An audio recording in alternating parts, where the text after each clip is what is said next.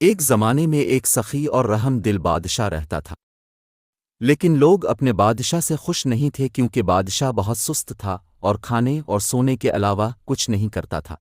وہ دن، ہفتے اور مہینے اپنے بستر پر تو کچھ کھاتے سوتے گزارتے۔ بادشاہ الو کا پلنگ بن گیا اور لوگوں کو بادشاہ کی فکر ہونے لگی۔ ایک دن بادشاہ کو یہ احساس ہوا اور کہا، میں نے محسوس کیا کہ میں اپنے جسم کو بھی نہیں ہلا سکتا، یہاں تک کہ اپنے پاؤں کو بھی نہیں۔ میں بہت موٹا ہو گیا اور میرے دشمنوں نے میرا مذاق اڑایا، مجھے فیٹی کنگ، بلکی کنگ وغیرہ کہا۔ وزیر ملک کے مختلف حصوں سے ماہر ڈاکٹروں کو مدعو کرتے ہیں اور مجھے فٹ بنانے کے لیے دل کھول کر انعامات پیش کرتے ہیں۔ میرے پیارے بادشاہ، یہ آپ کا حکم ہے۔ بدقسمتی سے کوئی بھی بادشاہ کی صحت اور تندرستی حاصل کرنے میں مدد نہیں کر سکا۔ بادشاہ نے بے تحاشا پیسہ خرچ کیا لیکن سب کچھ رائے گیا۔ کیا آپ جانتے ہیں ہمارے ملک میں ایک مقدس آدمی تشریف لائے ہیں؟ اس نے بادشاہ کی خرابی کی خبر سن کر محل میں وزیر کو اطلاع دی کہ وہ بادشاہ کو آسانی سے ٹھیک کر سکتا ہے۔ وزیر نے یہ امید افزا باتیں سنیں تو وزیر بہت خوش ہوا۔ اس نے بادشاہ سے درخواست کی کہ اس کی پریشانی سے چھٹکارا حاصل کرنے کے لیے مقدس آدمی سے ملیں۔ یہ بہت اچھا ہے، تو وہ مقدس آدمی کہاں ہے؟ حضور، ایک دور دراز مقام پر مقیم ہیں۔ بادشاہ چونکہ اپنے جسم کو حرکت نہیں دے سکتا تھا، اس لیے اس نے وزیر سے کہا کہ وہ مقدس آدمی کو محل میں لے آئے، لیکن مقدس آدمی نے انکار کر دیا۔ اس نے کہا کہ بادشاہ کو اس کے پاس جانا پڑا تاکہ افاقہ ہو۔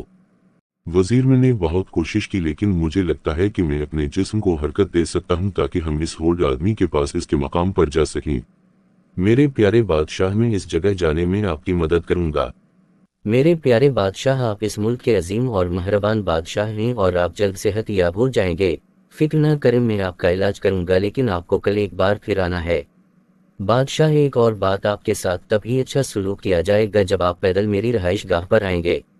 حضور، آپ فکر نہ کریں، میں آؤں گا۔ وزیر، میں سڑک پر چند قدم بھی چلنے سے قاصر ہوں۔ میرے پیارے بادشاہ، فکر نہ کریں، ہم اس مقام تک پہنچنے میں آپ کی مدد کریں گے۔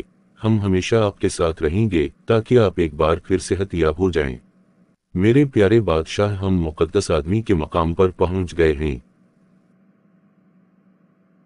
ارے نہیں حضور، کہاں ہیں وہ؟ یہاں دستیاب نہیں۔ اس کے عقیدت مند نے مجھ سے درخواست کی کہ اگلے دن علاج کے لیے آ کر ان سے ملوں، لیکن وہ کہاں ہے؟ اب مجھے کل ایک بار پھر آنا ہے۔ وزیر صاحب، ہم نے 2 ہفتے دہرایا لیکن ہم کبھی حضور سے نہیں ملے اور نہ ہی کبھی کوئی علاج کروایا۔ میرے پیارے بادشاہ، فکر نہ کرو، تم جلد از جلد اس سے ملو گے، ایمان رکھو۔ وزیر، میں نے آہستہ آہستہ محسوس کیا کہ میں بہت ہلکا محسوس کر رہا ہوں۔ میں نے کافی وزن کم کر لیا ہے اور اب میں پہلے سے زیادہ متحرک محسوس کر رہا ہوں۔ اب مجھے اس کی وجہ معلوم ہوئی کہ حضور نے مجھے پیدل چل کر اپنے مقام پر پہنچنے کو کہا۔ بہت جلد بادشاہ کی صحت بحال ہو گئی اور لوگ اس کی سلطنت میں بہت خوش تھے۔ تندرستی ہزار نعمت ہے۔